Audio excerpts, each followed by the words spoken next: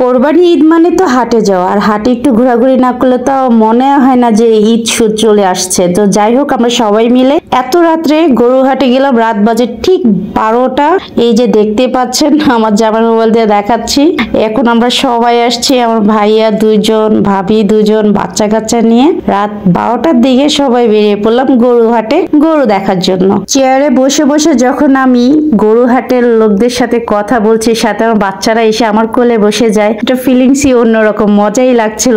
এত রাত্রে শুধু কয়েকজন মানুষ, অত কিন্তু জমজমাট হয়ে উঠে নেই হাটটা, তারপরও ভালো লাগছে। এটা দিয়াবাড়ি, আমরা দিয়াবাড়ি গিয়েছিলাম। খুবই সুন্দর সুন্দর গরু দেখলাম। শুধু একটাই আফসোস, পিঙ্ক কালারের কোনো গরু আমরা পাইলাম না। আমার ভাবি আমরা সবাই একটু পিঙ্ক কালারের গরু খুঁজতেছিলাম, সেটা পাইলাম না। যাই হোক, না পাইলে কি হয়েছে, আমরা এরকম সাদা, লাল, কালো কত রঙের গরু দেখলাম। গরু কিনা আগ পর্যন্ত হাটে বারবারই যাওয়া হবে। তো সবার ঈদ ভালো কাটুক এই কামনাই করি। আল্লাহ হাফেজ।